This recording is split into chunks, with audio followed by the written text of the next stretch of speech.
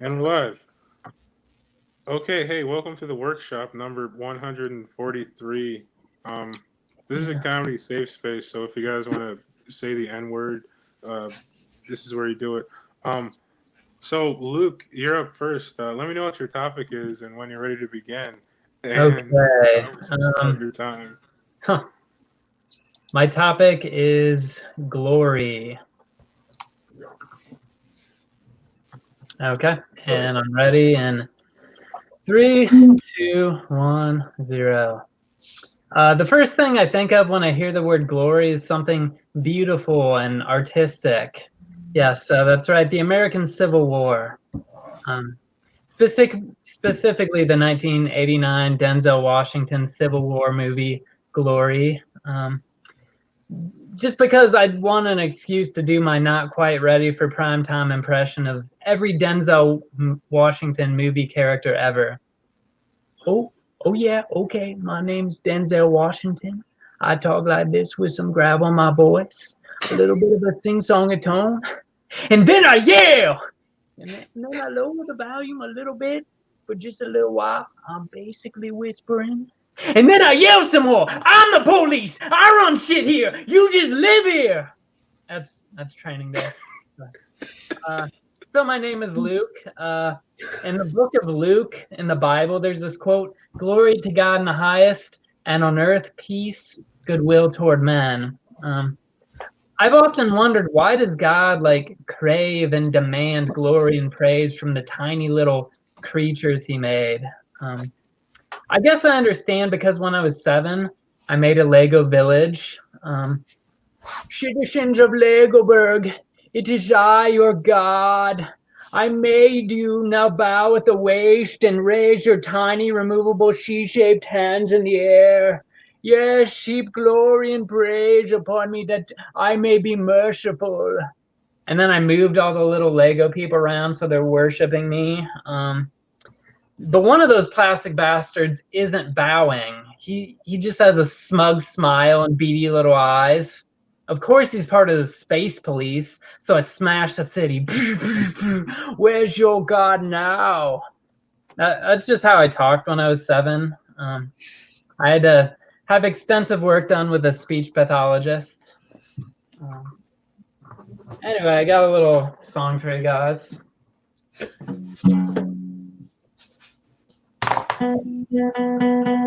When I'm with you, I see my future flashing before my eyes. The problem is you've just been pounded by 20 other guys. Glory, oh girl, you're the one for me. Glory, oh girl, I wish that you could see me through the hole in the wall. Glory, oh girl, I'll give you my all, marry me. And I said maybe, I gotta fucking pick it. Maybe you're gonna be the one that saves me. And after all, you're my glory hole girl. Yeah. You may have noticed I sampled Wonder Hole by Oasis off their album What's the Story? Morning Glory Hole. All right, thanks guys. I'm like, Yay. Right on. hang on. You guys have any feedback? Is the Lego God Denzel 2? Does it sound the same? It was almost more like a Goldmember voice from that Austin Powers movie. Oh yeah, citizen. Maybe Apparently that's people say that was based on a Lorne Michaels impression. it could be. Oh yeah, that was actually. Your Denzel imitation just made me think that Denzel Washington and Adam Sandler. Well, Adam Sandler sounds like Denzel Washington if Adam Sandler smoked a lot. Yeah. I don't know how. I don't think my Denzel's very good, but Your Adam Sandler's great though. Yeah. but I try. And That was the best Denzel impression I've ever heard. The best one I've heard to Right. date.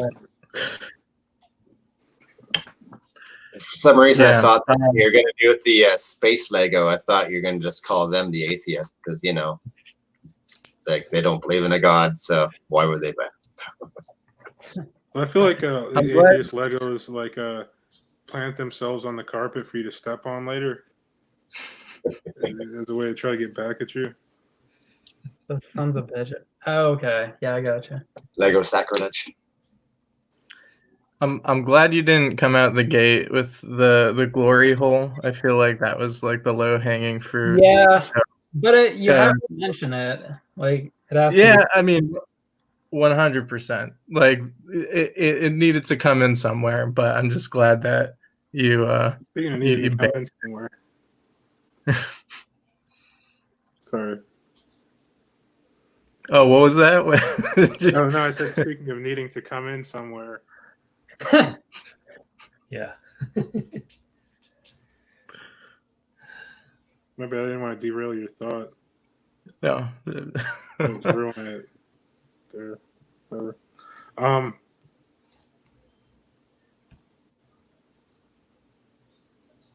I'm done.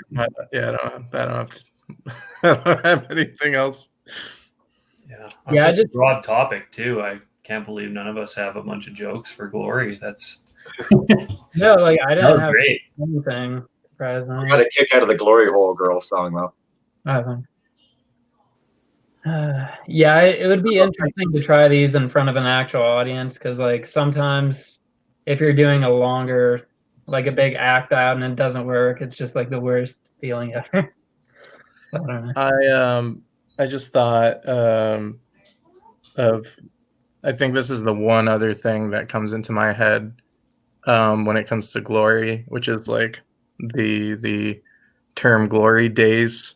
So that could feed into something like experiential, like a personal story of like you at a point in time of your life, you know, that you might see more you might have a story built up off of that. So it's a good Yeah, segue. Glory Days, like never came into my mind for whatever reason. I don't know.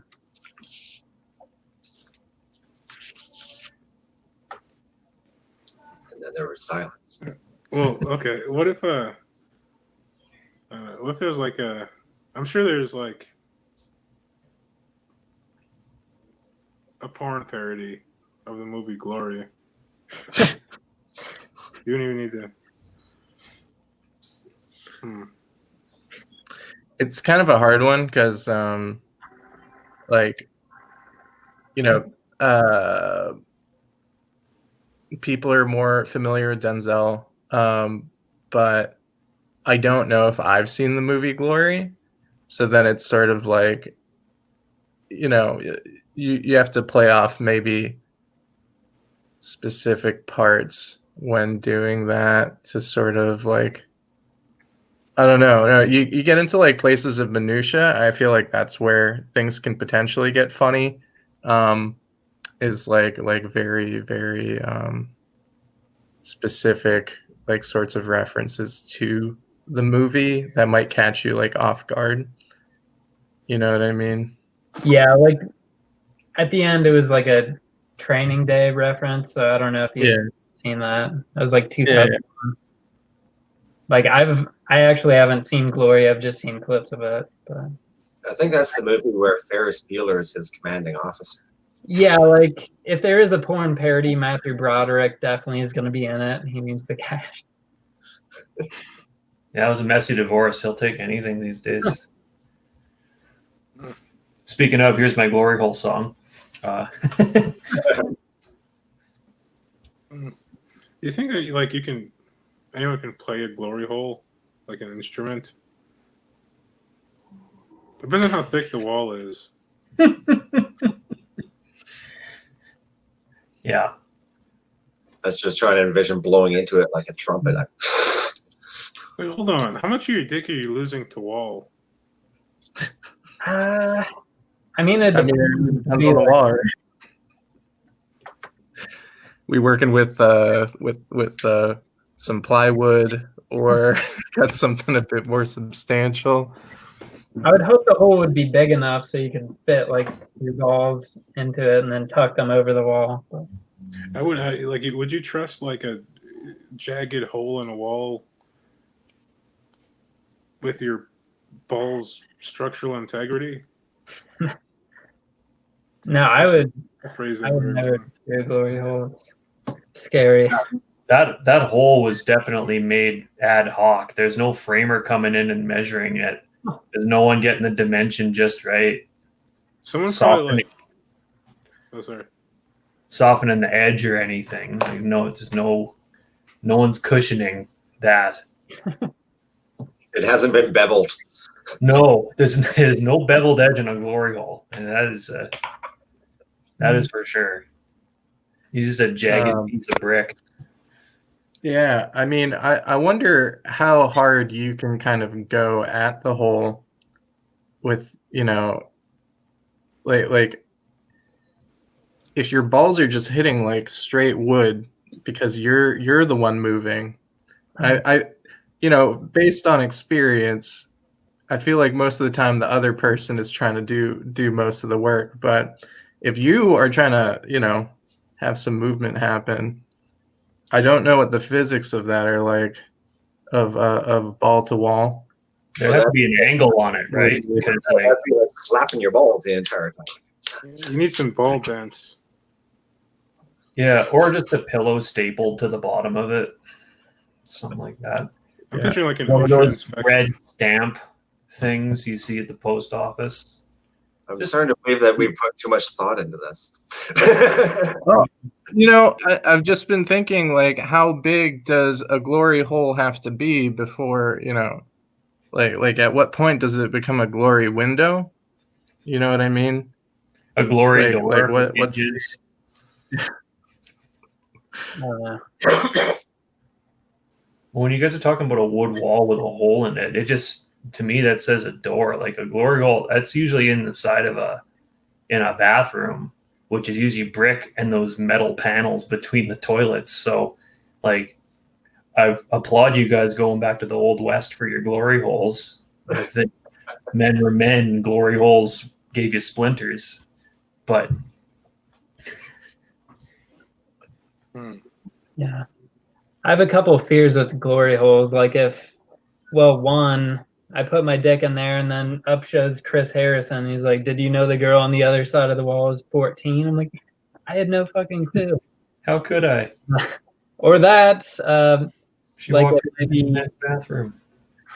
Wait, so hold on. hollow inside, and then there's a guillotine that just cuts off your dick when you put it in.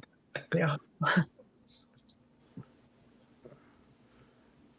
So, so they're between the bathroom stalls normally? Because like, why wouldn't you just go into the? You could see their feet. That'd be so weird. Like you could see their feet under the door. Nothing turns me on like the tips of sneakers. Yeah, like I mean, I was picturing like it's got to be a floor to ceiling wall, otherwise it would ruin the whole glory hole experience. Yeah, if you can peek over top, yeah, what's the point? Bless you. Well, I think the thing is you got to know that someone's on the other side, right? Or else you're just kind of Yeah, but you're also supposed to be able to pretend it's not hanging out for an indeterminate length of time. Welcome to our TED Talk on glory holes. Anybody tuning in? I'm glad you all came out on a Thursday night. It's an important topic, needs to be covered. Nobody else is gonna perform. It's just gonna be 2 more hours of glory hole. Glory hole talk. Has anyone seen a glory hole? No, Like, in person? No. there are a bunch of guidelines out in British Columbia about using glory holes safely during coronavirus. That's not a bit. That's a real thing that happened. That's a real thing that came out with the Yeah. through the actual. That's medical amazing. Right? health. That's It's safer. leave It's it to safer that Canada. you can't cough on each other. But I mean, there's a dick, so have at it. They also suggested wearing masks if you're going to have actual intercourse. Okay, in the comments, Lucia Yeah. Ribeiro says, "Hi, tuning in too for some feedback. I was thinking your Lego pieces would attempt a coup by getting in your way when you walk. Nice segue into the Oasis song. Glory hole girl, you should be wearing glasses for when I jizz on you. There is no beveled edge in a glory hole, just a reminder. And so when one glory window closes, there will be another one opening up elsewhere. Like a portal? A glory portal. That's interesting. Any more feedback, you guys, on the topic of glory? Okay, time to Hold move in on. that Denzel. Maybe get yourself a Morgan Freeman impression to go along with it because he's in Glory too, and by then you can run the gamut of white guy doing famous black voices. Perfect. You and Josh Robert Thompson just cornering the market. Yeah.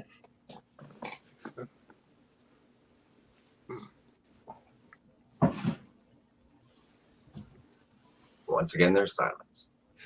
Yay. All right, time to move on. John, you're up next. Let me know when you're ready to begin, and I will start your time. I'm ready. My subject is kites. And, well, talking about kites isn't exactly my favorite thing to talk about. It's definitely up there. Like, my brain was kind of like all in the air trying to think of what to talk about. Then I started researching it, and it became a breeze. And I know I may have a bit of an accent, and I want to make it clear that I'm talking about kites. That's with a T. I'm not anti-Semitic. Anyways, I decided to just take a look at the actual basic definition of a kite, which is a toy that's got a hollowed frame covered in plastic or cloth designed to capture and lift in the air, and it has a tail to stabilize it. And I thought, I like tail. I'm going to go with this subject. That's all right. Did you know that kites are one of the oldest toys? Like, they go back to 9500 BC in Indonesia is the earliest rendition of one. And to this day, like what, 11,500 years later, people still die from kites. Like, around the world, there's a few hundred people a year die from kites. In the United States, 12 a year, but India has dozens and dozens and dozens of kite deaths every year because they have kite flying, and they put glass and metal into their strings to try and cut the other guy's kite off. And I was thinking, okay, there's got to be a really good joke here. And then I found out that most of the kids that get killed happen to be like under the age of 12. And well, that really took the wind out of my sails. But most of the deaths in the United States, like there's an average of 12 a year. Do you know how they all die? They fall off cliffs. The most common way to die from kite flying in the United States is to fall off a cliff. Like, if you are unwilling to let go of your toy at the end of the cliff, like, I don't care. Like, that's Darwinism right now there. Like, we don't need you in the gene pool. People have also been killed flying kites, like, near power lines and stuff. Oh, that's shocking. A dad pun. I also found out that this was actually kind of cool. Kites have been used for thousands of years in war. Like, everything from dropping like leaflets over the enemy to like being target practice, but most commonly for signaling. Like, a different colored kite would be like, mean something different for like the soldiers. And can you imagine having that job like in ancient times? Like, everybody goes charging down the hill. You're there. Oh, this one's red. Flying your kite. At the end of the war, you see all your countrymen. You guys have just had a decisive victory. Your fellow countrymen are wounded. They're bloody. They're searching for medical attention. You have to go in there and join them in the tent there. People are having limbs taken off. And there you are, not wanting to be like left out of everything. Kind of going, you know, like after you finish with Brutus there, like, I think I got like some rope burn here. Yeah, like, Yeah, yes, cauterize that. Cauterize that. Yeah, no problem. Yeah. I hear you. You're screaming. Yes, I hear you. But I think I've got, holy shit, I do. Sliver. I got a fucking sliver here. Okay, Brutus. Get him. Yeah. Excuse me. Do you have to go around bleeding around me? Go team. Like, what a position that would be in a war. You just know that kite flying is what their equivalent of a bone spur position would be. However, in conclusion, because kites is just a stupid fucking subject. Do you remember when flying a kite was actually an insult? Like back in the day, you'd like back way upon like the 20s and everything else, you'd tell somebody good day, and that was like giving somebody the finger. And like back in the 50s, go fly a kite. That was our parents' way of saying go fuck yourself. That's my time. Thanks, John. Sweet. That's funny. You guys have any feedback? I really like all the cheesy puns and stuff thrown in there. Yeah, like kites. If I got that, I'd be like, what the fuck do I say about kites? I wanted to avoid the Benjamin Franklin stuff because that'd be kind of obvious. And I just went for things that I didn't know about kites. No, that's great. I only had, I like the go fly a kite stuff at the end. And I thought of like you could go later on, like what would they use after that instead of go fuck yourself? Like use other toys in the future, like go Rubik's your cube, you lummox, or I don't know, get a clue, or Monopoly. Like just I don't know. I think that's got some legs. And the using the I like the history of the kite, like it was used in 9500 BC or whatever, and I can't believe that 11,000 years later that a kite still makes you look like a lonely pussy.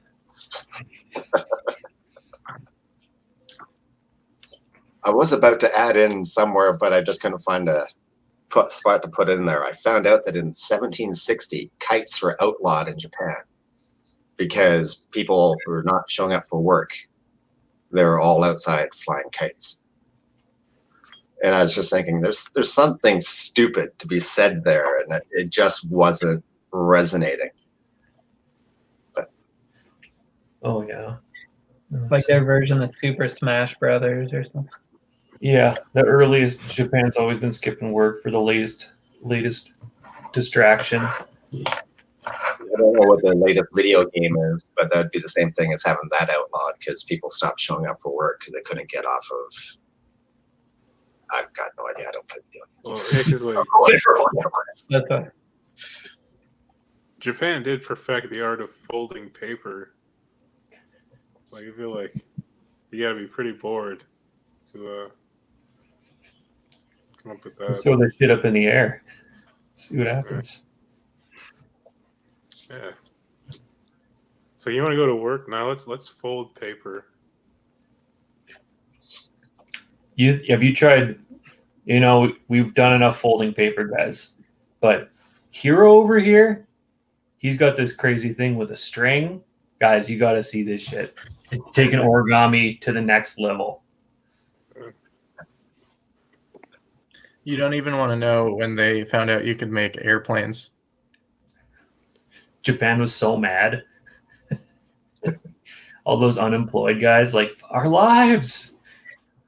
well, that's why they invented paper airplanes first, and they always crash. That's how they got the idea for the kamikaze.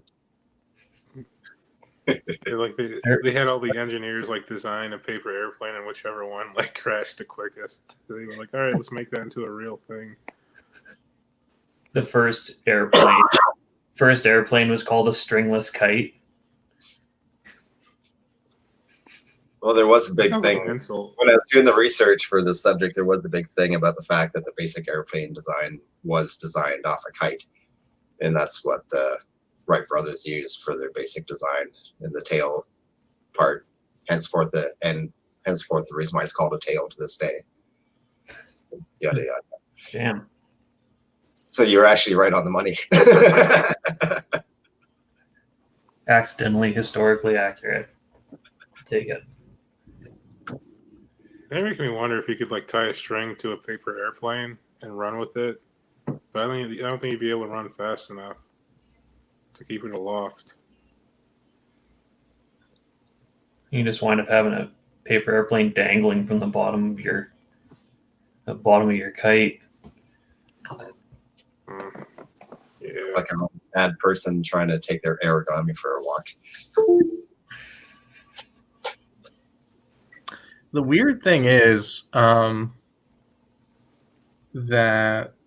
one of my friends we've had like tentative plans to fly kites together like within at least the past month. At least the past month. So the fact that that this is an activity that I could have potentially done somewhat recently. Also, it's a great quarantine activity because you don't want to be close to other people. Your kites are all going to get tangled up, and you're going to fucking ruin your kite, you know? And what a shame that would be. Oh man. But yeah, I don't even know the last time I flew a kite. Has anyone flown one? I can never get it to work. When I had my hair, it was like really small.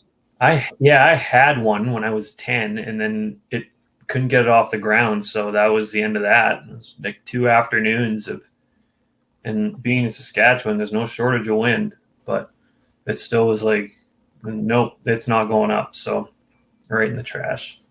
Making plans to fly a kite seems like it's always a tentative plan. It's like one of those, like, oh yeah, well for sure, let's go fly that kite. I can't wait. Did you actually buy a kite, Ari? Or No. So her stepdad has kites, and this is the funny thing. She was gonna grab the kites, but fucking the dude took the kites. Like wherever he went, he happened to take the kites with him. So then I didn't get to fly a kite because someone else wanted to fly the kite. And I guess you can only imagine what kind of person that guy must be. oh man, What kind of grown man owns a kite? let alone multiple kites. That's scary. I'm not here to kite shame. You know, it's hey, no. everyone here is talking from a place of not having been able to get the damn thing off the ground, and you know, maybe it's really, really satisfying once you actually like get it up there. Maybe it is so addictive. That's badass. So Like once it's up, it's like I gotta get more of these fucking things. Holy, look at it, way up there. no, it is exhilarating the moment it takes lift. Oh, you got one up? Yeah, I mean, when I was a kid, You held on to it to this day. Wow, that's I say when I was in Korea like 5 years ago, like it's a really big activity there. People got fancy ass kites, and I think I flew one there. But Hell yeah. yeah, You got it up in Korea. I applaud you. nice. Awesome. Just chasing that high ever since. Oh no. bye, John. Uh-oh. John's gone. He's had enough of this kite talk. She's like, I gotta fucking go get a kite right now. His Amazon drone showed up with a kite. Glory hole part 2. Yeah. I was like, Move on. I don't know. I was when you said the thing about like not wanting them to get tangled, I was thinking of like those robot fights, but with kites. Like imagine a kite designed for war. Well, I mean, he was kind of talking about that, Well, like the glass and the metal or whatever that they would I wasn't like paying kite attention. fight with. Sorry. They do that in Brazil too. Actually, I watched like I think it was I don't know. I think it was a video on YouTube where that was how they got kids like off the street. Was they would did my sound get crazy for a sec? No. Okay, okay. So they would get these kids to like fly kites on the top of the buildings and stuff, as an activity to get them to not get murdered, to not die. So it's like, oh yeah, these kids love flying kites, and I think they would kite fight too, which is just like that's an element that you don't necessarily think about when it comes to kites of all things, is people battling them, when it's like a normally like very wholesome like family activity, like we're just gonna go run in the field and have our kites behind us.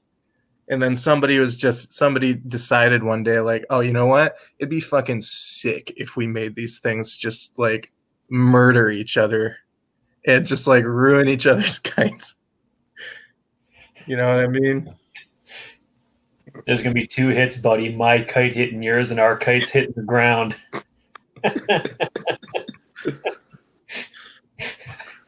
I'm picturing a West Side Story, two gangs in leather jackets, like, didn't think it would come to this, eh, Tony? No. And then just awkward running starts for a half hour trying to get their kites in the air. A lot of thrusting going on. Thrust comes in points. Kite. I'll see you at the giant field outside of town at 7 p.m. The camera is just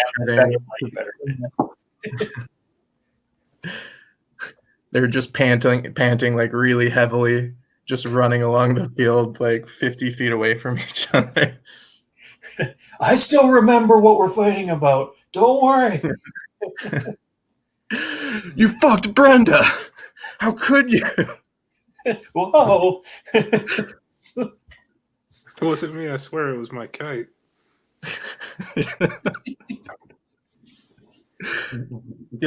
I guess that just that continues the just I guess rich history that humanity has about making inanimate objects fight each other. Like, have you all heard about Bakugan? It was hot for a minute when we were young. Is that the one with the tops?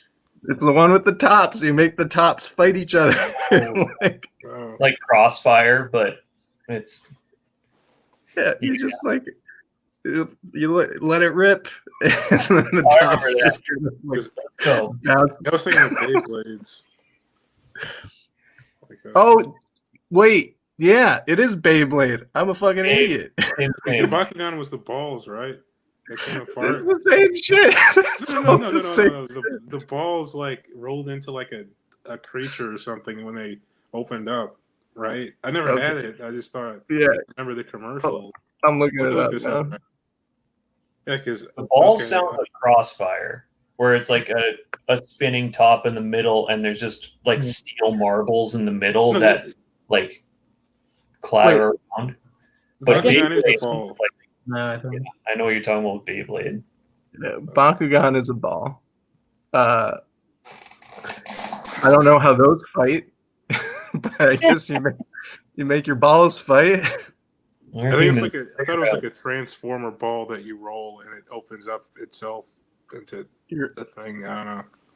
I can't believe I forgot that it was called Beyblade. But let it rip. That shit is still popular. I watched a video of a bunch of people fucking doing Beyblade in a mall somewhere. Oh no! You ever get hit with one of those things, dude? They hurt. No, I don't ever want to. You don't want to get caught in a Beyblade battle. Some dangerous shit.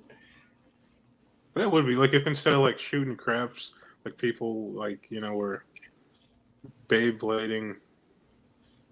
That was like a form of gambling. Luke, when you were in Korea, was that what they were doing in the alley instead of playing dice? They were doing Beyblades? No, like the kids after school, they were in after school academies, or they were in these gaming rooms playing League of Legends and StarCraft and shit like that. Oh yeah.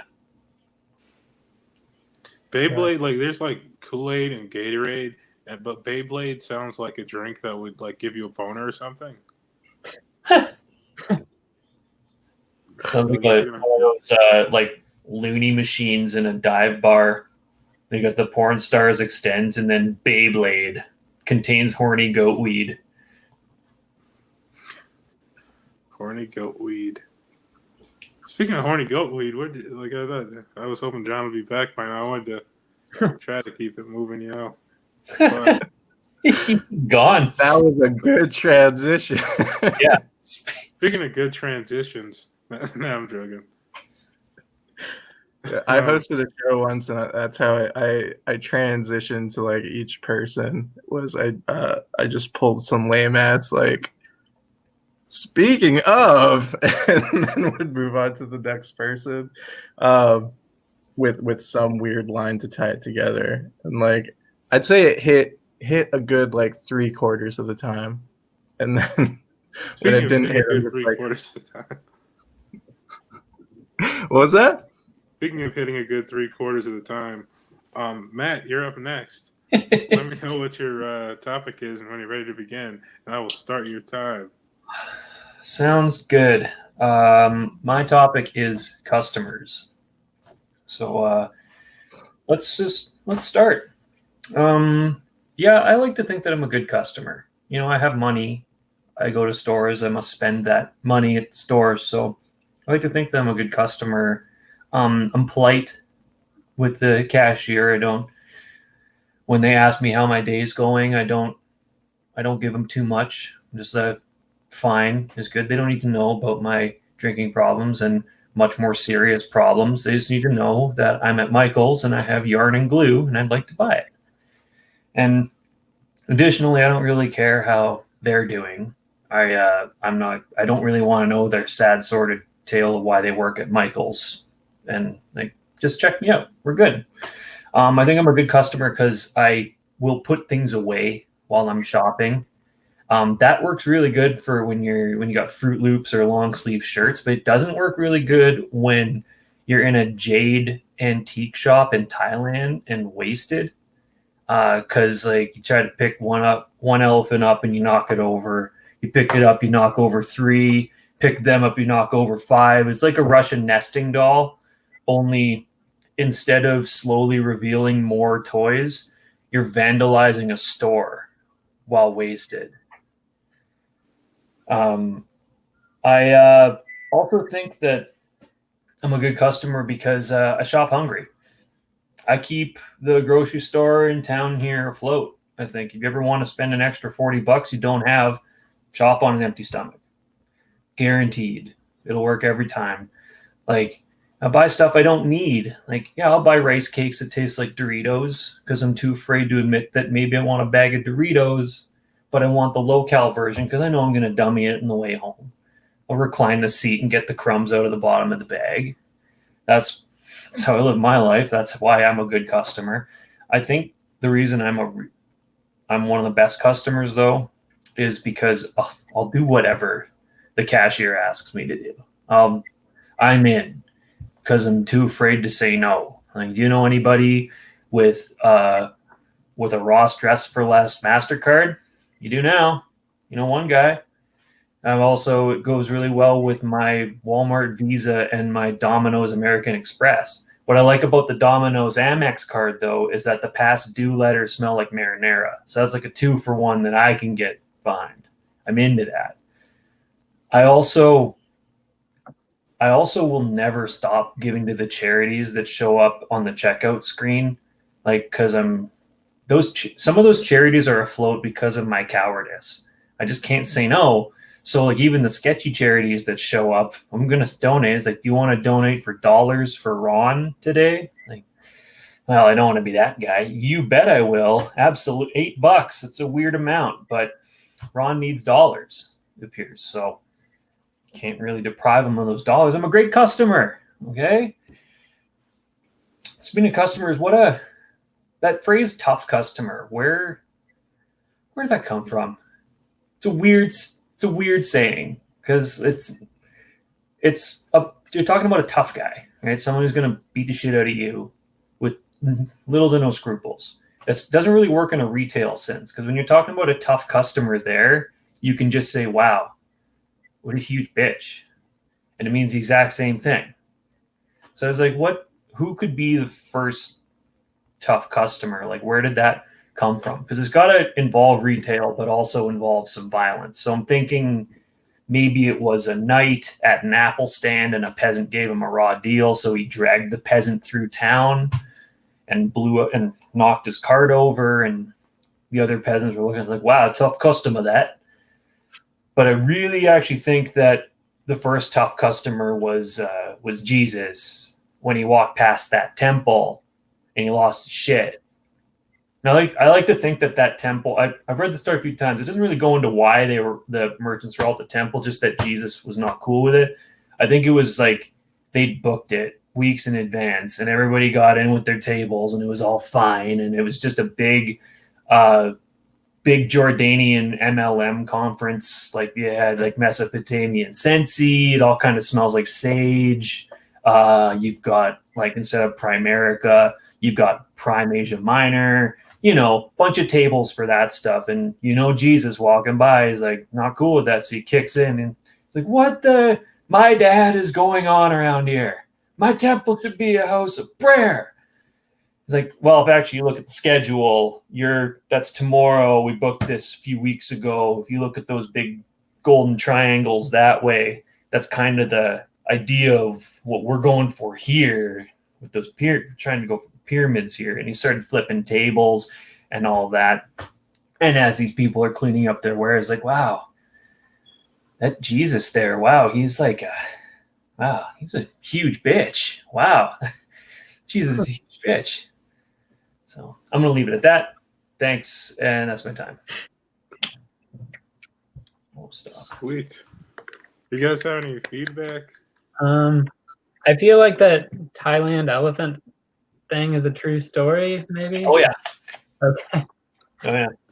It made me think of bull in a china shop, but Yeah. whatever is appropriate. Isn't jade expensive? They're very polite asking me to leave. Yeah, isn't jade kind of expensive? Well, here's the thing. There were a few more stores than that one, so I don't think it was real jade. Okay. What can you tell the difference? Like, jade here. It's expensive enough to get a drunken lout out of the store so he wouldn't knock any more shit over. So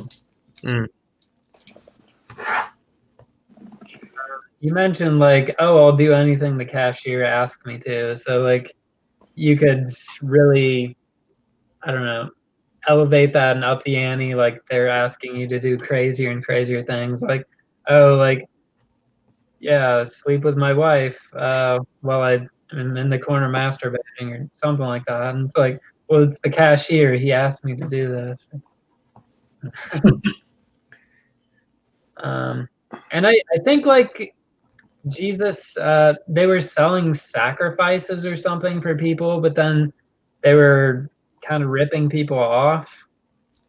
But that makes sense. Like they should have brought their own sacrifice instead of like waiting till the last minute. I don't know. I was kind of being kind of a bitch.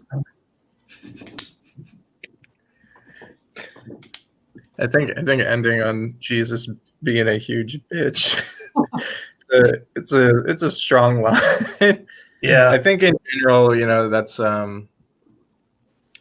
like a element of comedy is that you generally want to have like a strong emotion when presenting one. So just going like all in and being like, yeah, Jesus, pretty big bitch. Yeah, I think stuff like that generally will work more than it doesn't. Like always just like aim for a feeling to be the most heightened version of that feeling. yeah. Okay. Maybe even a little bit of a cunt. I don't know. A little cuntish. You want to go that? When the mood's right. Yeah. Well, I mean, you knocked over a few tables. He still fed multitudes. Like he he just knocked over some shit that these multi-level marketers wanted to sell in the temple. Like, that's a real bitch move. Like, clean it up at least. Come on, man. They booked the temple. Do you know who also fed multitudes? Sweeney Todd. That is true. I was trying to think of a real life version of one of those people that was chopping people up and feeding them to other people. Wait, did Jeffrey Dahmer do that? I don't know. They fed him to him. No, someone was feeding their neighbors human flesh. Oh yeah. I'll just do it myself so that way I won't have to think of a person. Yeah. No, that's fair. In the comments, Lucia said, Matt, when the guy knocked the cart over, he also said your wife is ugly and your children are too stupid to be raised by the village. Can tie in with the concept that the customer is always right. Why they are a tough customer instead of being called a bitch. Like respect for the customer instead of insults. They paid a table fee to be there. Yeah. Tough customer. It's just a silly thing to call tough guy. Too. A tough customer sounds like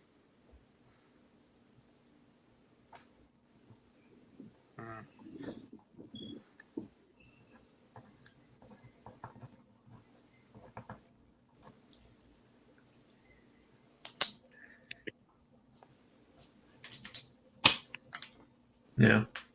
sounds like someone who oh sorry. No, go for it. I was gonna say it sounds like someone who puts you into a costume and then beats you up. But I was thinking of a tough costumer. That was worth it.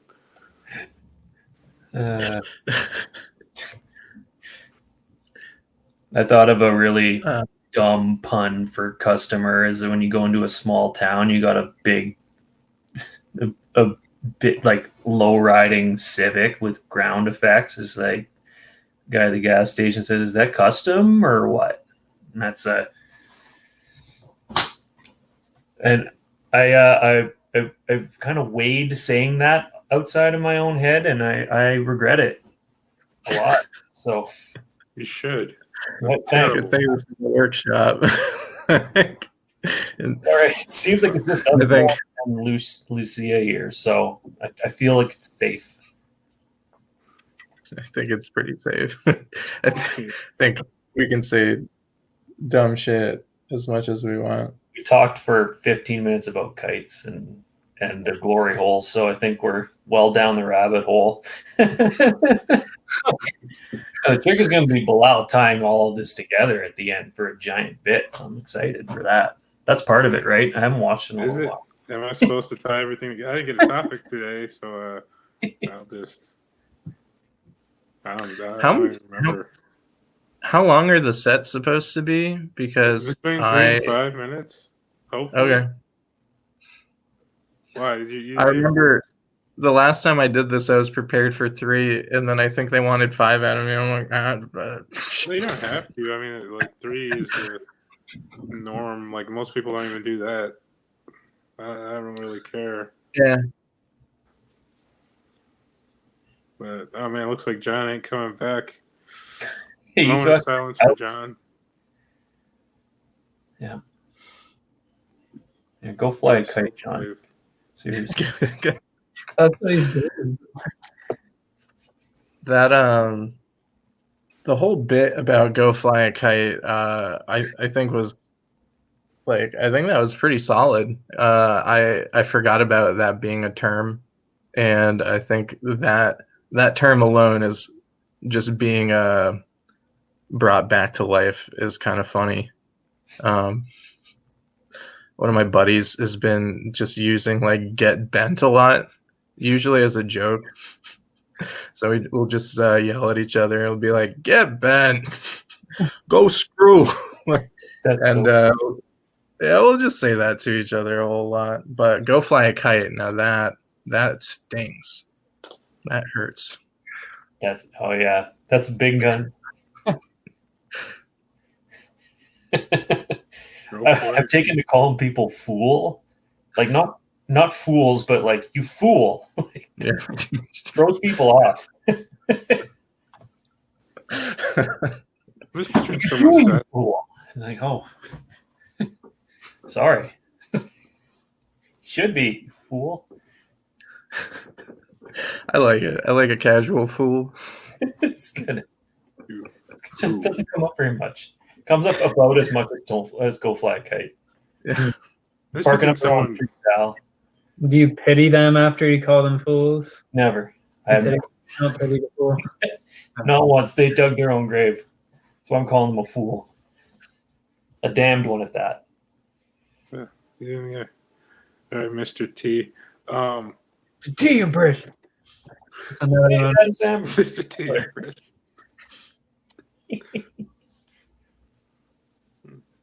Have you seen like The Toughest Man in the World?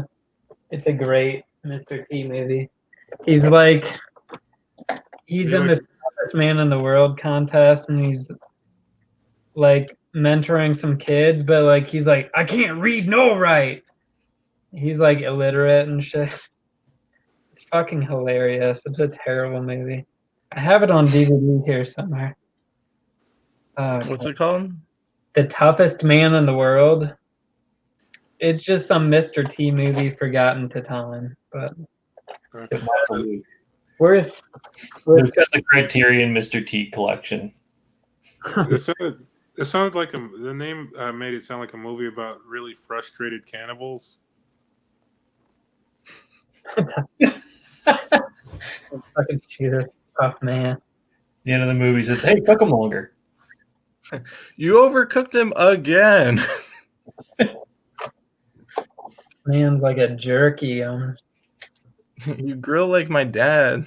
Actually, more like my mom. Sorry, Mom. Just not good at grilling. Man. Yeah, I've always said that about your mom too, Ari. She needs to get her grill game back together. I thought her grilling was just fine. It's like a cultural thing, honestly. Like yeah, I think it's like an age and culture thing. But some people really want to make sure their meat's safe. So Oh, yeah. just shoe leather by the end of it. You know, that's just how it goes. That's just how it Let's see is. this. Slow and slow keeps the meat tender.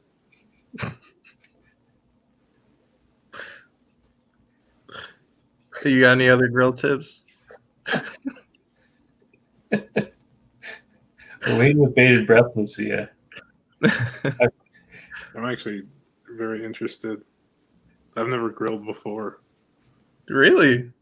I've Oh, never been it's- entrusted with the role of grill master. Yeah. But you can start as a grill apprentice. You can start young.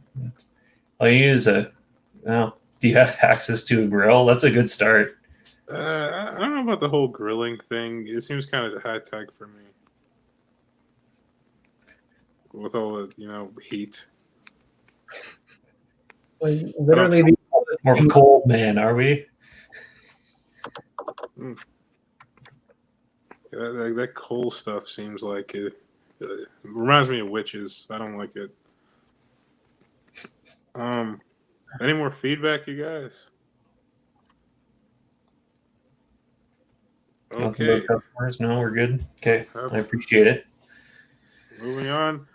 Ari, finally, we've reached you. You're on Let me me. know what your topic is, and when you know the deal. All right. So my prompt is store. Funny enough. So we get the other side of the whole customer type of deal. But I mean, my life has been different for a few months. Everything has kind of changed this past year, which means that I've been working from home. So that's also just made me think of no matter where you work, it's kind of a store. Like anyone is kind of selling something. So in that vein, we're all we're living in this capitalist utopia.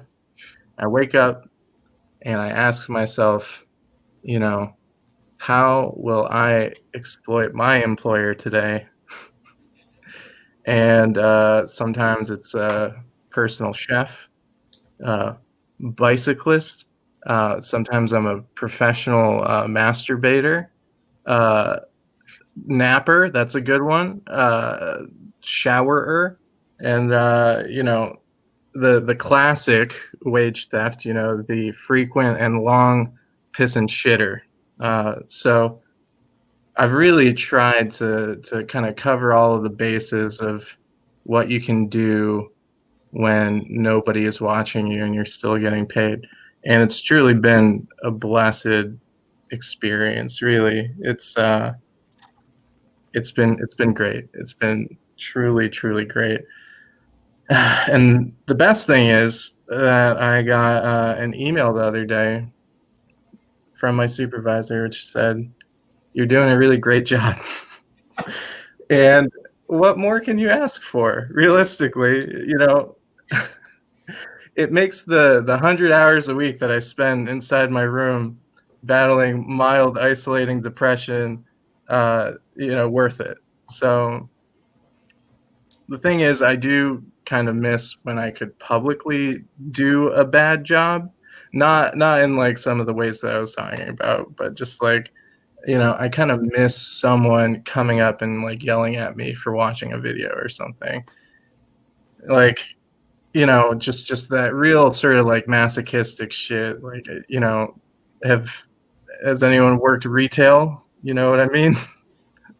I'm getting like hot just thinking about it. Like, I used to work at Best Buy selling cameras, and I transferred into a bigger store from a smaller one where I grew up. And they brought me in at less than starting pay for that store. So we're off to like a great start there.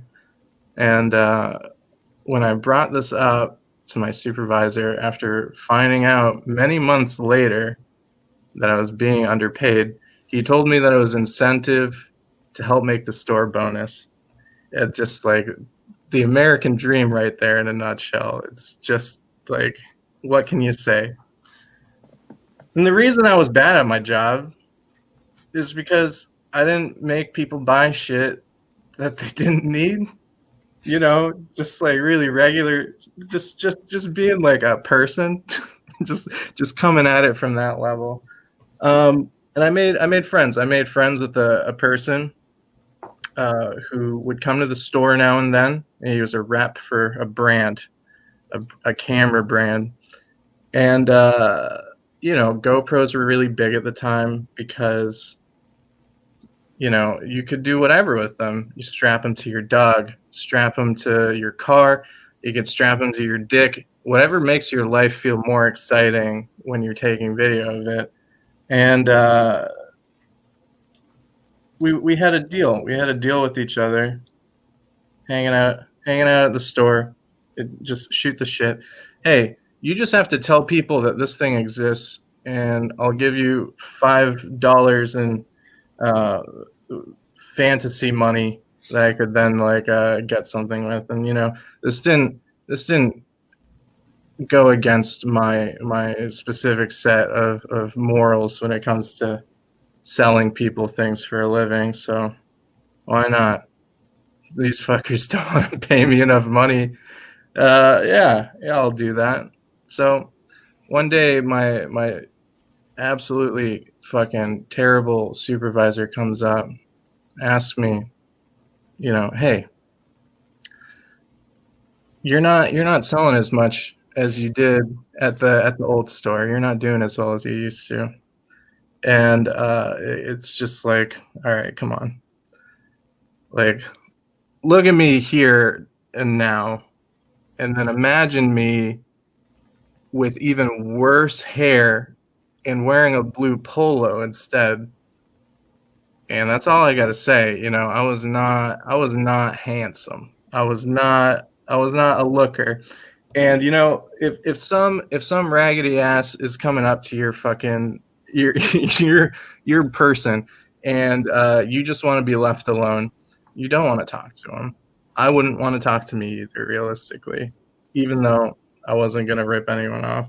So this guy, my supervisor, he's asking me, "Hey, why aren't you doing as well?" Brings me into. Am I a time below? Yeah, like a minute ago you were. Oh, I fucked up. I can be done. That's cool. Sweet. Okay. You guys have any feedback?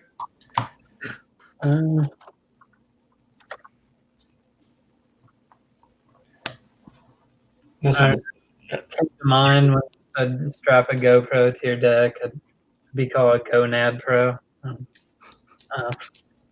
And then, like, you're working from home. I have the exact same experience where it's like some days I'm like, I'm just gonna take a fucking nap. But I thought when your supervisor said, "Oh, you're doing a great job," you could be like, "Oh, it's filled with a sense of pride," and I finished wiping cum off my stomach. Something like that. but then I got to go to HR because I'm feeling a little bit downtrodden by my supervisor at home, and it's really hostile work environment sometimes. But there's whispers of promotions, and you know, if I put the pedal to the metal in that shit and piss hour I take every day, you know, maybe one day I can ascend that ivory tower, that crystal staircase. I'm really trying to get my shit and piss numbers up. Hey, aren't we all, man? It's a grind. I It guess should be. You ever been rake fucked? Have you ever been rake fucked? You want to describe it? Are you talking to us, or you got two combos going on right now? Like, what? Oh shit, this isn't regular Earth. No, I was talking to you guys. You guys look like you've all been rake fucked. I'm just saying, you look like a good people. I need a description first and foremost. I think it's in both the words. I mean, my mind's eye has a pretty clear picture of what rake fucked means. Is it the handle or is? Oh yeah, that's a good point. I want that clarified. Which end's going in? You know which end's going in. I don't. You don't want to, but you do. Sounds like it's not up to me. But it isn't. It's like Well, in that case, yeah, I have been, and I don't like it. It's Lucy is asking which end of the rake too. there's unreliable narrator here, Bilal. look. I'm just. It's probably like maybe it's like spin the bottle, but Throw the rake. yeah, you like Whoever it points at, that's the next one. That's what you were talking about, Ari, was getting fucked by a rake. Yeah. I did? Yeah, no. Wait, you weren't? Oh, my bad. That was a different prompt. That's next week. Oh, my bad. That's yard work. That's the German sex club Yard Works. It's bad. Don't go. I want that job. No.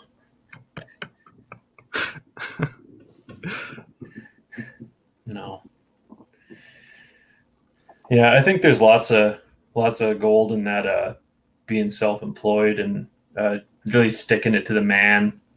Boss is a real asshole, or like you like your boss, or just stretch that out. There's lots there, I think. Yeah, I mean, realistically, like I said, any place is kind of a store in the grand scheme of things. There's service and or goods. Yep. Life's a store, man. Sometimes you are the goods. And sometimes you're the rake. And sometimes you're the store too. Yeah.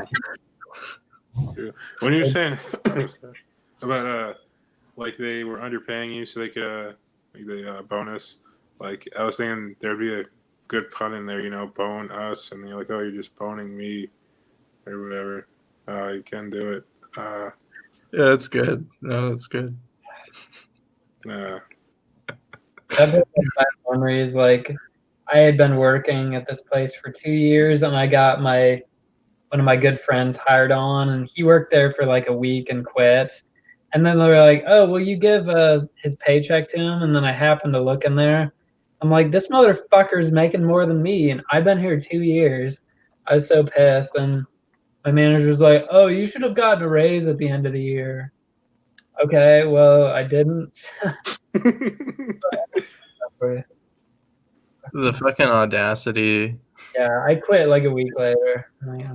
Just underpaying people in general and then like asking why they're not performing to your standards. It's like You're paying me for the work I'm doing. Yeah.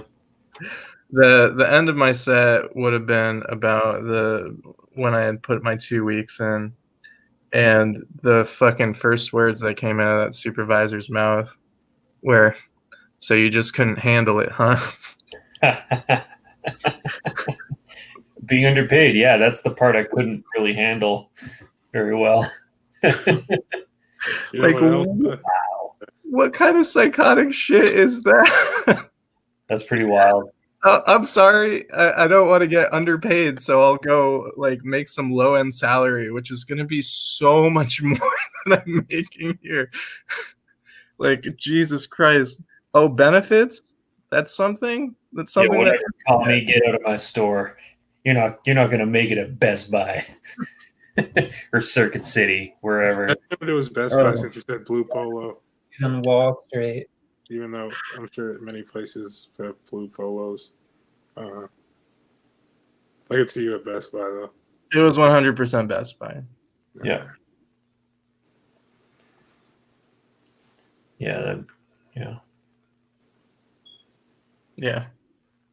Lucia knows the struggle. Oh yeah.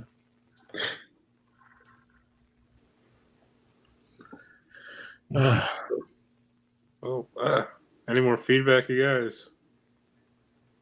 Sweet. Okay. Next up, this is the part where you do regular jokes.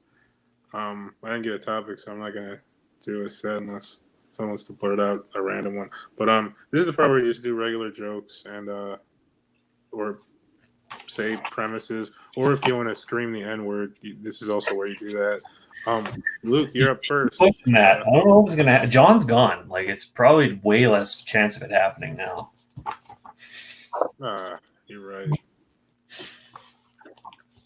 All right. You I had guess- the ball. No, I'm joking. Anyway. Ready? My body is a temple, a Shirley temple. I took a COVID test today. They didn't have any magazines, so I had to use my imagination. I look like the type of guy who's going to OD on Flintstone's chewable vitamins. Like, I have a very small throat, so if I don't chew Bam Bam well enough, he could get lodged in my throat and asphyxiate me. Like, Bam Bam's a very violent prehistoric toddler. It's kind of bullshit that you can get arrested for having meth, like precursors. If the DEA raided my home, I'd be like, whoa, hold up, I can explain all of this. All the liquid plumber? Well, I eat a high fiber diet, got to take care of the clogs, and Costco is running a sale. The Sudafed, it's COVID-19 and flu season, so you can never be too prepared. All the lithium batteries, I have a Sega Game Gear, and that eats batteries like a mofo. All the kitty litter, that's just for making meth, you know? Oh, shit. My girlfriend and I are thinking about adopting a cat to represent our love together. Because just like our love, in about 17 years, the cat will die. My girlfriend and I are thinking about. So I'm going to be 35 in December. That's right. I'm as old as the Super Mario Brothers. Mario and Luigi, like, they do everything together. Tennis. They drive go-karts. They save that reptilian lover, Princess Peach. But I like to think they do everything together. Like, it's me, Mario. I'm a Luigi. Oh, Mario, you go down my green pipe so good. Oh, Luigi, you giving me a one-up. My penis so big like I eat a mushroom. Look me, I shoot them my fireballs. Yahoo! Yahoo! I'm sorry, Mario. I don't have any good coins. You son of a bitch! I jumped on your head. Anyway, I guess in that story, like, Luigi was paying his brother Mario for stuff. I don't know. Anyway, we got a lot of wildfires out here. I'm in Reno, near California, and I have a 3-step solution to ending wildfires for good. Step 1, take all the trees, put them in a tree museum. Step 2, charge people $1.50 just to see them. Step 3, pave paradise, put up a parking lot. All right,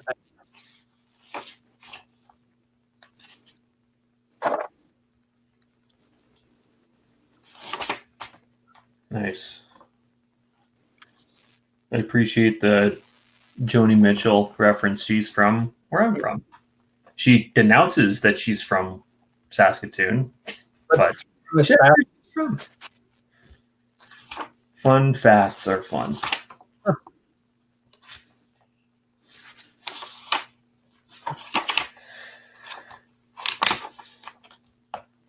More like a casket tune.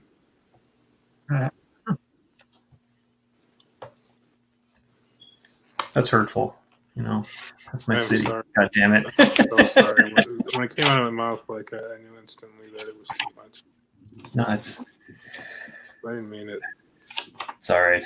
I'll survive somehow. I'm not moving, so you win, city. You guys have any feedback there? Or no? Okay. Yeah, I think it's pretty solid. Yeah. I like the Mario and you had the two distinct Italian voices. Yeah, I actually met the guy who like voices that guy. Well, he does Mario and Luigi, but I don't think he's Italian. He's just some old fat white guy. Like, That doesn't. Never mind. Hey. He really carved his niche out. Where'd you run into him at? Was it like on the street? it was like this Comic-Con type show, but it was, I don't know. I went on like a Wednesday or Thursday, so there was like nobody there, so I got to talk to him for a while. I wonder how much he gets paid because, like, I mean, probably doesn't have a ton of lines. He just is like, oh, whoa. Yeah, exactly. So, all right, I'm done. Record 4 lines. You're good for the whole game. He's just like, just punch me in the belly, and I'll take care of the rest. Maybe. Okay, we got Wahoo, let's go, okay, listen, and I'm gonna have to ask you to stop saying "fuck you, Bowser." That's my girlfriend. In your regular voice, it's a weird thing to say. It's not going in the game. Like, I get it, do one for you, but stop saying that. It's not getting in. What is Bowser's motive? Like, he wants to marry Princess Peach? Like, what? How does that work? I don't think it's very clearly stated. So I think that Nintendo's really letting your imagination go. I For never better. got that issue of Nintendo Power where they get into the lore of Bowser's just deep affection and seven focus on her. I don't know if you guys have ever played the game Super Mario Sunshine. Well, it's one of my favorite games ever. It's just so fucking fun. But I have it on the GameCube, and part of the plot line is involves Bowser Jr., who's Bowser's son. He kidnaps Princess Peach, and he's calling her mommy. And turns out she is his mom. Dang. What? So Mario's just been an asshole this whole time, and How is she? because it wasn't it was implied, but it wasn't like. So I've watched a ton of YouTube videos on this, so look it up after the show. But Local expert. That word. the one of two things had to have happened. And I think you know what they are. Wow. Is either rape or consensual. Like, Yeah, that's the thing. it gotta hurt, like ejecting that out of your vagina, because Because it looks spikes on like his a small Bowser. Yeah, it's like, ugh. She has a tore up vagina. We don't know that. The husband stitch, Yeah. Right. But you know what? Turtles are born from shells. Or she laid. So Okay. egg out. Yeah. Yeah. Wow. Okay. For some reason, an egg seems way less gross. That's kind of fucked up that, It's definitely less. yeah, way less gross. Kind Well, of fucked up she's always making cakes for Mario, though. She's laying eggs for Bowser. Make you a big cake. Like, oh boy. I don't know where you got the ingredients. man.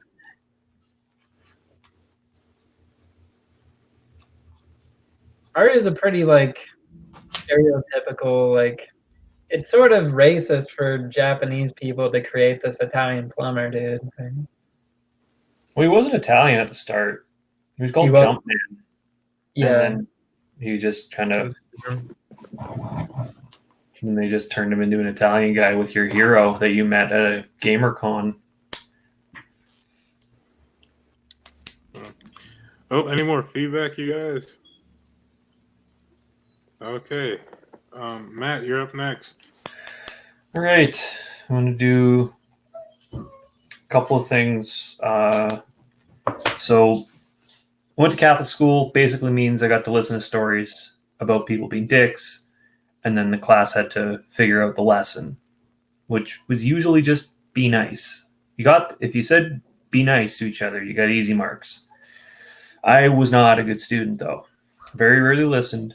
And the teacher would be telling stories about, one of them was about a rich family whose dad was a tax collector, and there's a bunch of poor people out front, and he wouldn't let them in to take part in this giant meal he'd spread out. And all they would do is they'd wipe their hands on the bread and they'd throw that to the front gate.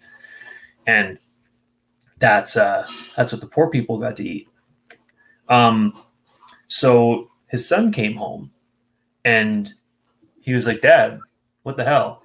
Like, well, they're poor. Why do they get food? Like, well, they should get some. They should get more than that. They're just as rich as we are, but in spirit. Aw. So Dad invites everyone in. Okay, big feast, and that's the end of the story. And the teacher's like, Matt, were you listening? And I was like, nope. Like, okay, well, what was the lesson of that story? You can use bread as a napkin. And that's a lesson I carry with me to this day. I've been kicked out of a lot of barbecue joints because I bring my loaf of napkins with me. I use bread as a napkin. Yeah, they're like, sir, you got to use our napkins. It's like, not according to my Bible. No, this is as good as any napkin at this Montana's. Thank you very much.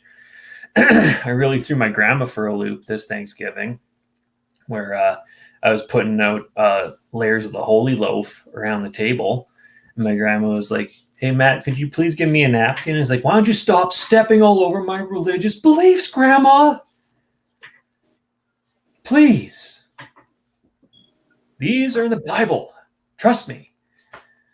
And it really puts a different spin on the whole like feeding the multitude story, where Jesus is like, "All right, guys, we got greasy fish for 5,000 of you. But thank me that I thought of the napkins. Here you go, everybody. Just grab a bit, rip a little bit off, rub off your fingers, and eat it after." It's like the grossest focaccia dip you've ever had. But that's what we got because it's ancient Jordan times, and that's it. I promise not all my jokes have Bible stuff in it. Like I just happen to tell those ones. See if there's another short one in here. But, oh yeah. There's just a quick one about shopping. So through the pasta aisle the other day, and I saw, and I like the middle of the road pastas, not the stuff on the top shelf that's a little too expensive, or the stuff on the bottom shelf with is not expensive enough. I like the middle stuff. And there was a pasta that said its slogan was "a tradition since 1989." And I don't think that's long enough to be a tradition. I want a pasta sauce that's older than me. Like when I think of pasta sauce, I want a pasta that escaped fascism in the 40s. Like I want the sauce to have been stirred by a Nona who clattered her cast iron pots over the hills to get away from Mussolini. Like that's the kind of that with oregano and basil. I want to taste the desperation in there. Like that's the sauce that I want. I don't want to taste like ripped up acid wash jeans and Poison soundtrack and old cocaine dust in my pasta sauce. That's not really what I'm looking for. So with that one, I have a little bit of difficulty ending it, finding the 80s references or a direction that way. But those are the ones that I'm working on today. So thanks. Sweet. Cool. You guys have any feedback? I really like the second one. I know that you're like critical of how you end it, but I think I think it's funny. Kind of goes along with the narrative of like just more expensive food in general, like because it's got a story, you know, it's got a history. Like this pig was raised on a farm, you know, 2 miles out of town, and its name was Richard. So I like that. I like that as just being like something related to just commonplace like pasta in that you get at the store. Yeah. I don't think I got real feedback in terms of like how to end it. I think the punchline just kind of like hits. So I don't feel like it really needs to be developed too much more. I think just like, yeah, coming in with the you know, I like my pasta to have the history line. Like, I think it's good. I think it's really solid. All right, cool. I just never heard like pasta pronounced pasta. But I was just thinking like it sounds like a gangster pastor, like a Catholic pastor. He's like, "What's up? I'm your pastor." That's how they say it up there. It's kind of like the British pronunciation, right? Or at least like the UK. I think the UK is more of a pasta. Good old America. We got pasta here. Vitamin, aluminium, and yeah, we definitely we still say aluminum, but that's funny. I didn't even know that we said pasta different. I know I know dragon is a little different too. Dragon? I know I've heard a lot of Canadian people say dragon. What? Yeah, No, yeah, that's for real. not a thing. Oh my god. Dragon. Oh man. Okay. Well, I don't know anyone. Dragon. What about Maybe on the East Coast, I could see that. They have a bit of an affectation out there, but Hmm. that's funny. Dragons. Going to see Imagine Dragons tonight. You psyched or what? Dragon? Yeah. Anyway, I was thinking from the bread. I mean, as a napkin thing. Like, what if like you could use like bread as paper to like you spill something on the floor and you just like, oh, I got it. And you like use bread, or like if you use bread, like you get to the point where you can use bread as toilet paper. That's pretty good. I That's like solid. Yeah. Nice. Yeah. Yeah, I mean, in a pinch, I've definitely used napkins for toilet paper before. So I'm picturing like the ShamWow commercial, but with bread. I don't know if you guys have that where you live. Yeah. everyone just asks what the bread is doing in the bathroom. It's like the With emergency. shells, the 3 shells. Oh, yeah. Demolition Man. What would be like the best bread to wipe your ass with? Like a baguette or maybe a breadstick? You just Everything in pita. pita. I think like something with a large crumb structure, so it'd scoop well. Something, yeah, it's not going to fall apart in your hands. Like, we're wiping my ass here. I don't want it to just crumble on me.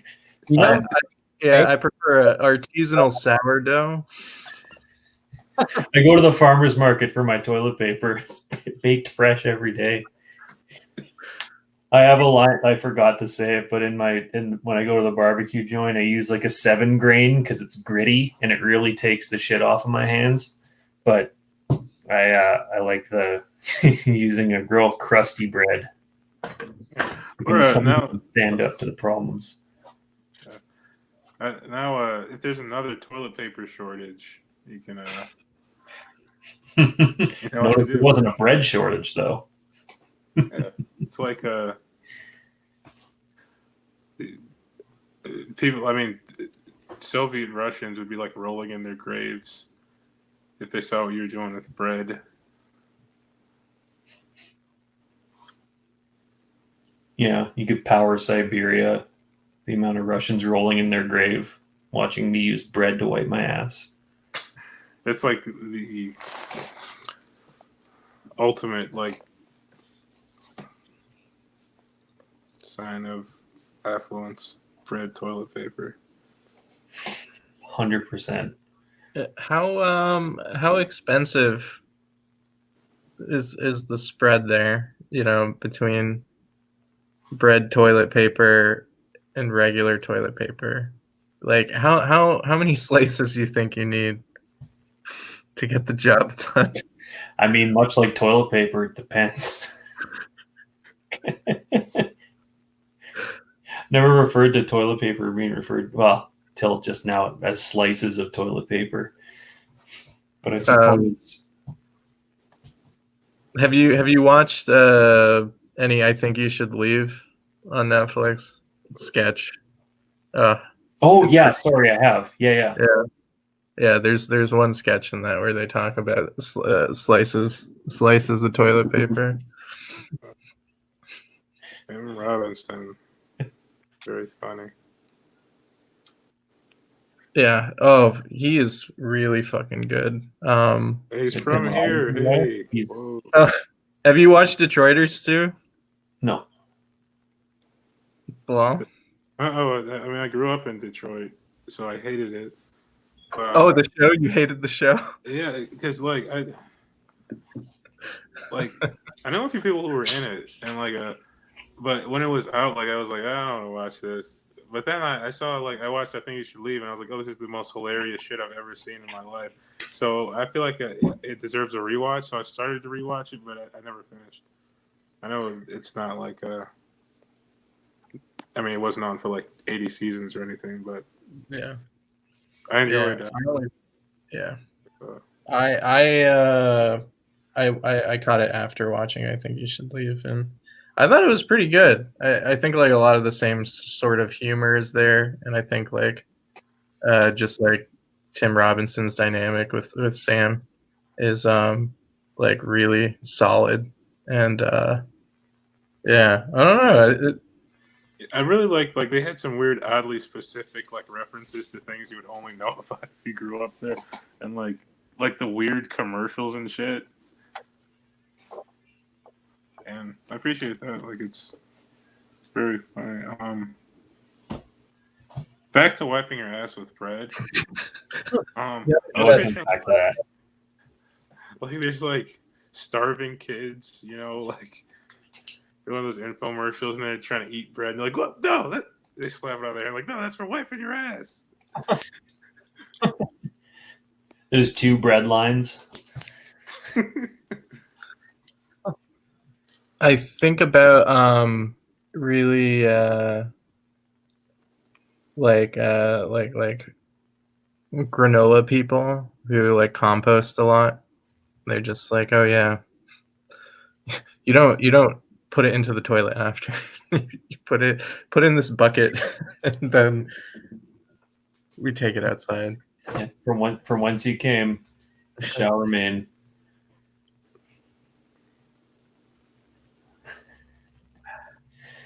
I hate countries where like their plumbing isn't great, so you're not supposed to flush the toilet paper, and then they just have all their shit, like white toilet paper in a trash can, and flies are all around it.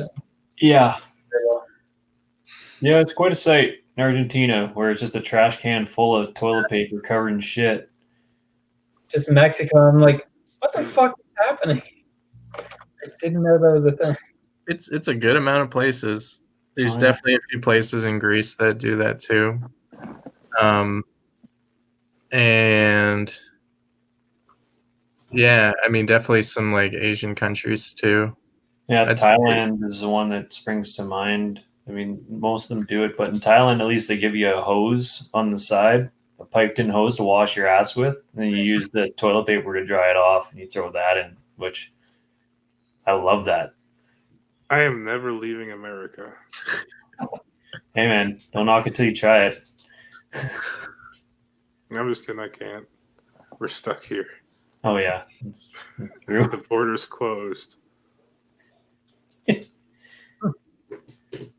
Yeah, no one's gonna want us for like a good amount of time. I just wanted to dip out before the elections, but I can't. So now, when the fucking second, so they tried to kidnap our governor. Apparently, I heard about that. yeah, Holy shit. people tried to kidnap the governor. Like what? 200 people were conspiring to fucking like Well, they pull arrested some like shit. it was like 13. They arrested. Oh, it was? I think, yeah. They're all like Yeah. fat guys with beards. Oh, fuck. Like, That's wild. anyway, One of my friends got a meal sex. wacky times. Any more feedback, guys? Alrighty. Ari, you're up next. How long is this segment? Because I forgot that I didn't prepare for this part. I mean, Neither did I. up to 5 minutes. However much No. time you want. You can do 10 seconds if you want. But please, for the love of fuck, do not go over 5 minutes.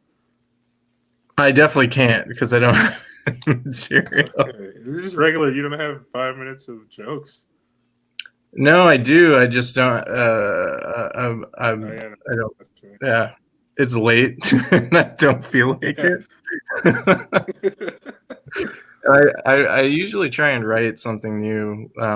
That's kind of like my process is I try to come up with new material each time I perform, which usually happens in normal times, I run my own events. So yeah. Anyway, I'll start. So yeah, this is just more of a premise that I've been working with lately. So I got out of a long-term relationship while in quarantine. So that was really interesting, getting back onto the dating scene. And it's been a minute. It's been a whole minute since that really happened. So now, I'm kind of like getting back on the ball, and I've been getting some sexts now and then. A little bit more flirtatious, talking to people, and it's just like a really specific experience when like you're getting a sext while you are simultaneously like on the toilet taking like a ferocious shit, because it's kind of like you have to access two completely different parts of yourself at the same time, which is like you're receiving it, but then it's sort of like it's always awkward. You never know how to send something, anything that you reply to when you get a sext just isn't actually that exciting realistically. It's like, what are you gonna say? Like, oh yeah, nice tits. Oh boy, my dick is hard. Like, it's just not that interesting. I'm gonna fuck you. And then while you're taking a shit, it's kind of like you're in a completely different place. Like I don't know about the rest of you, but like I just don't feel my sexiest while I'm dumping, while I'm releasing. So that's kind of the premise. That's it in a nutshell. I really like that, getting sex while taking a dump. I think that's super fucking funny. And it's just so much. She's like, "Do you like my tits?" I agree. Just you're so detached from that side of things.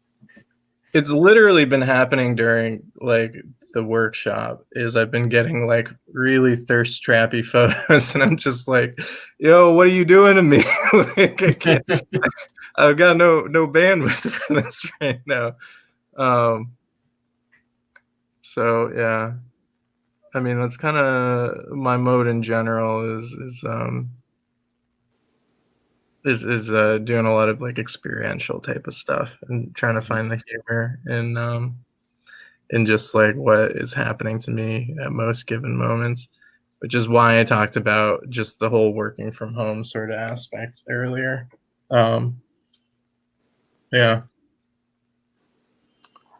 So it's like a virtual Blumpkin. Yeah. In a sense. I don't have experience with that, and I'm not sure how I would really deal with it. Anyone willing to? Yeah. Yeah, that just sounds like a weird experience for everyone.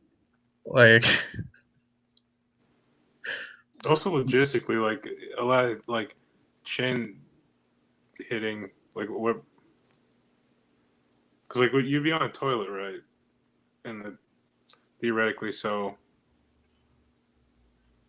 like you got to scooch forward a little bit. But that's dangerous, though. Like you might.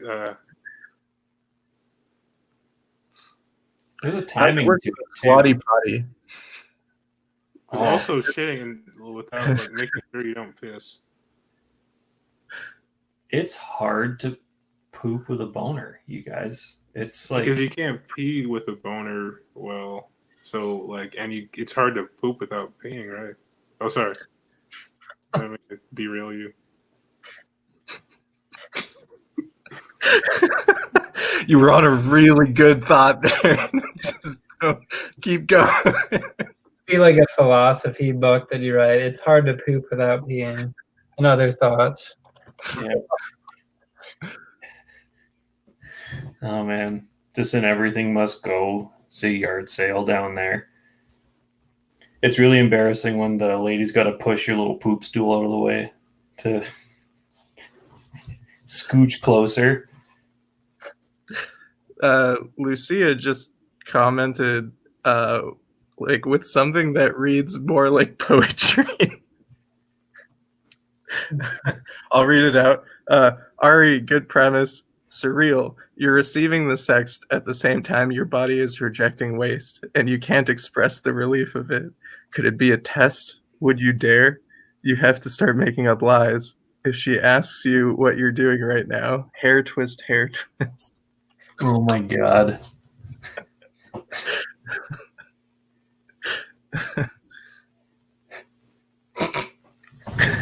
That's the last stanza, I think, Lucia. Yeah, it's definitely how you end that poem. Lucia is now asking, if you pee sitting down while you have a boner, does it I'm gonna say stand upward? The answer is, I guess it depends on how hard you're raging. We're a health column now, actually. Yeah.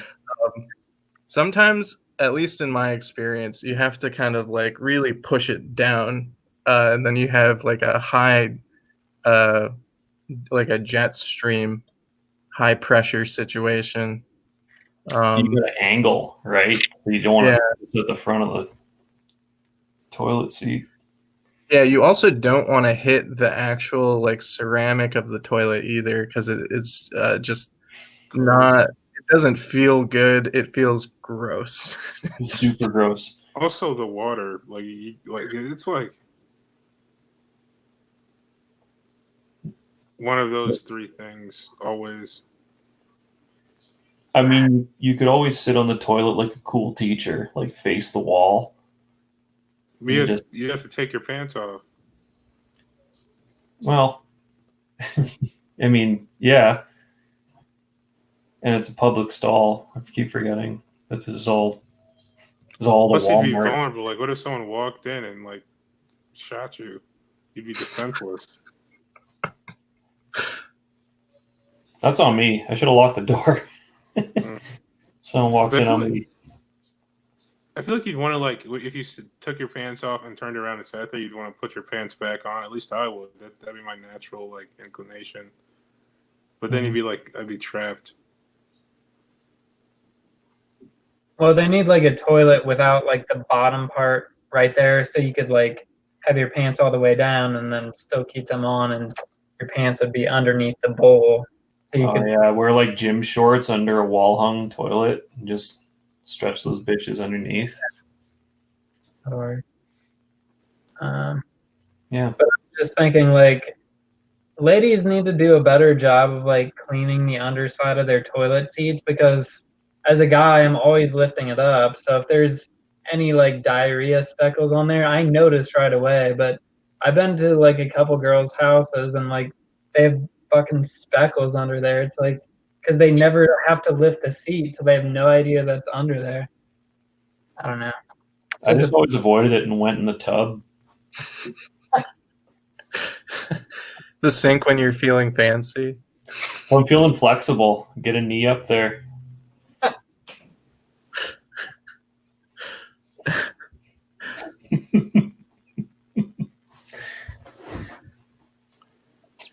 Any more feedback, you guys? I don't know. No, I think just I keep like really get into the like.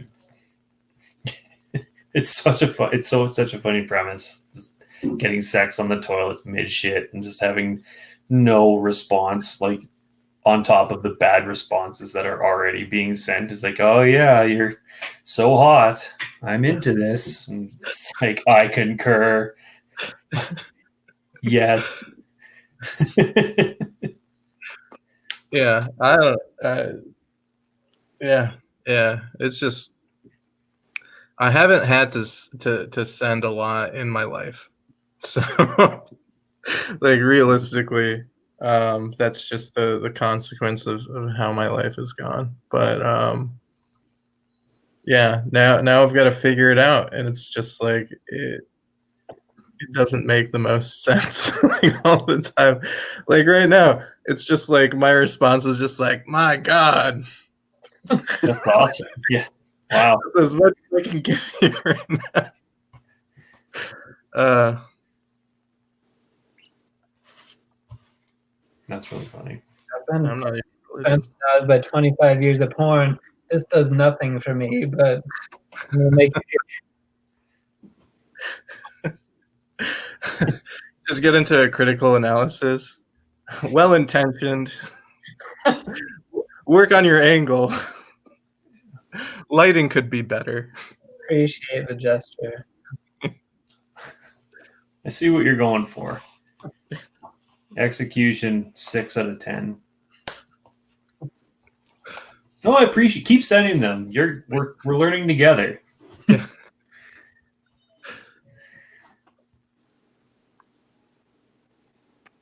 You guys have any more feedback?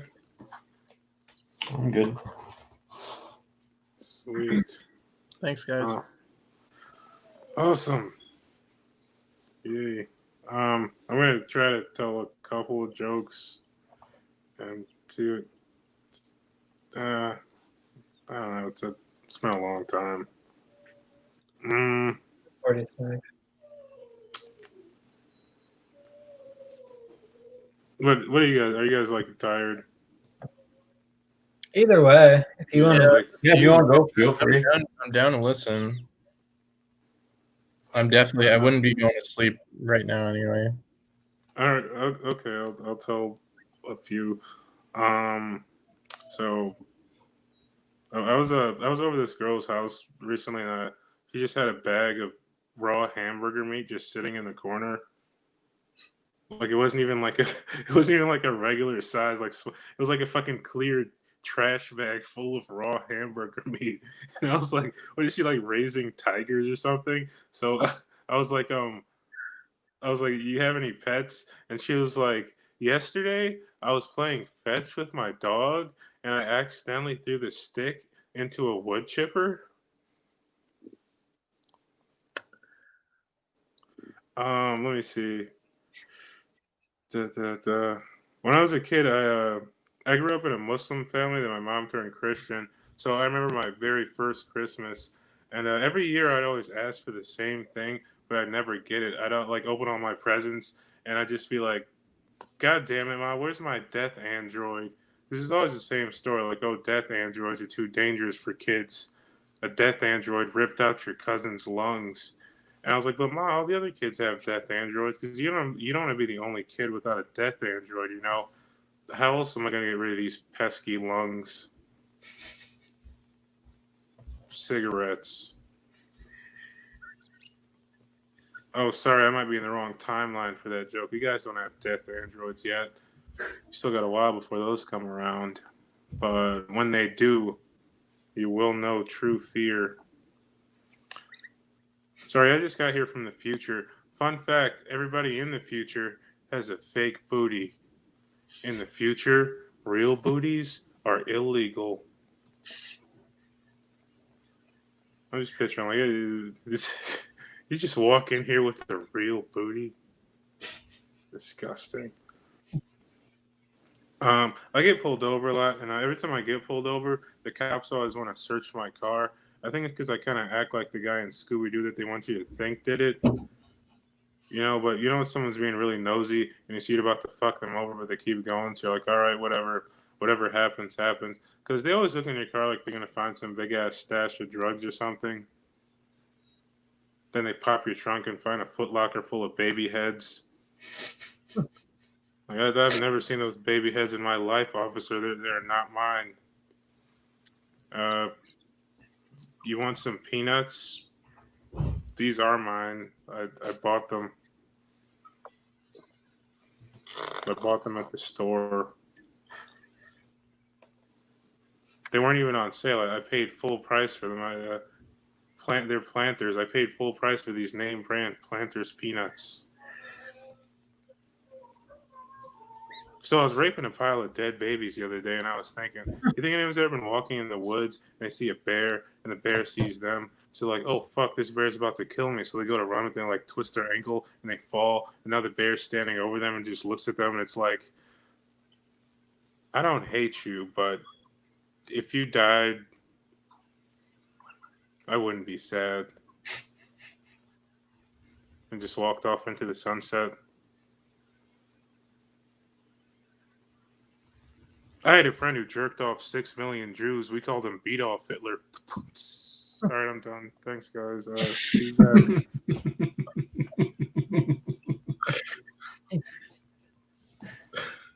Nice.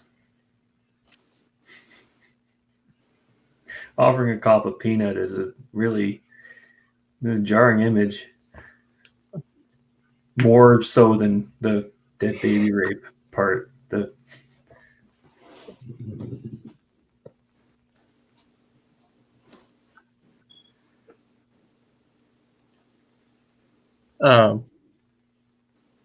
Can you rape a dead baby?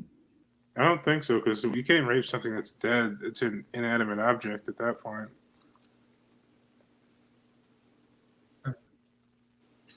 Is it like a puppet situation? Like you're just like, no. And Yes, then- and that's like a finger puppet, but instead of a finger,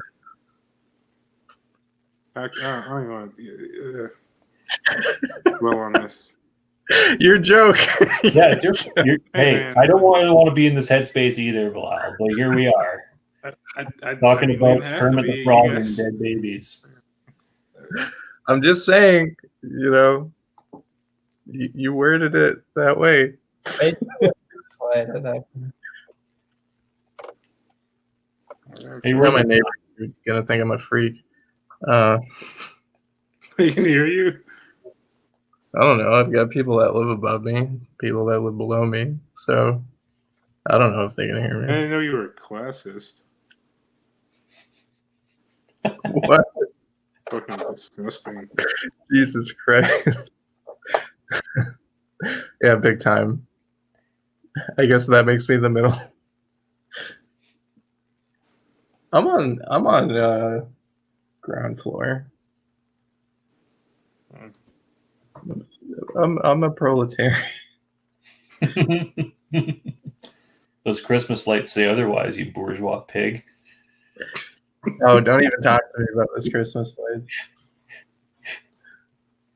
I've got that hooked up to Wi-Fi switches. Fancy as fuck. Sounds right. I like them. A ground dog and a white clear trash bag. Kind of really, it's quite an image. I really liked it. I like that. Yeah, Yeah, it was awesome. solid open. Yeah. That one's new. I'm glad.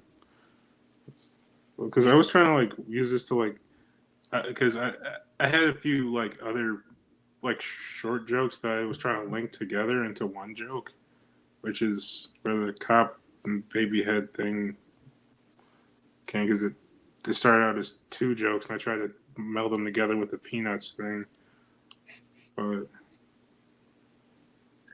I think I have issues paying attention in general, so I did end up getting a little bit lost in some of the transitions between those jokes, which I don't think is necessarily your fault. Also, it's just kind of late too, so.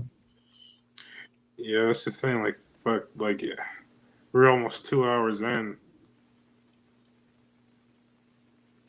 I don't know how long these are usually supposed to be. The other one I was in also ended up being pretty long. So what's your experience? It depends on how long-winded we are. Yeah, I think the first one I was in like maybe hit an hour because there was like no bullshitting in between. It was just like set, and then done. Ew, who ran that one? I want to say Victoria, maybe. Oh, well. Yeah, the But- first one was a couple hours. Just well, an awkward grouping of people. I feel like. Lucia says 90 minutes, so that's like the sweet spot. Okay, so we are well over the hump. You guys have any more feedback? All No, I right, thought it was sweet. great. I actually did think that the Peanuts tied those jokes together Yeah. really well. I actually listened. Like I paid attention to the host when you were saying Fuck you. Hey, thanks. Oh, I'm just kidding. Maybe as I a, was listening about the teasing. Yeah. No, I thought the planters thing actually did tie it all together. It's a nice little walk towards how you raise babies in the woods. It's good. Thank you. It means a lot to me. No problem. Okay, so now's the part where if you have any anything you'd like to plug, like any social media or any like podcasts or anything, this is where you do it. Luke, you're up first. You have anything? I mean, you can follow me on social media at Westberg Comedy. I haven't been posting a whole lot this year. I haven't been doing a whole lot this year, so maybe next year. But Awesome. Matt? Oh man, I haven't done shit all. I got a lot of friends that are killing it up here doing a thing called lawn chair laughs all summer. They've just been going to backyards and ruining people's barbecues with stupid dick jokes. It's been going really, really well. So, if you're ever up in Saskatchewan or parts unknown up here, it's called Lawn Chair Laughs now. Give them a like on Facebook. Well, Lucia, is there anyone else watching this, or is it just us four idiots and her? Because go People will like it. watch later. Okay, cool. And we're not idiots. We're good people, just trying our best. And yeah, I don't know. I don't have a lot to plug. I was really happy to get on again. It's been a while, and here's to another 143 of these things. Cool. Last but not least, Ari. I just made an Instagram. There's nothing on it, which is I'm sorry _Ari. Pretty got that rhyme scheme. That's tortured me my entire life, and now I'm reclaiming it. So you can hit me there. That's really the only place that I've got a dedicated comedy social media. But I'll work on that more. That's pretty much it. I do shows around here. If anyone ends up coming through the greater Boston area, I will be doing shows again once we get cleared for it. So that's it. Awesome. Nice. All right, well, this concludes another thrilling episode of The Workshop. Bye.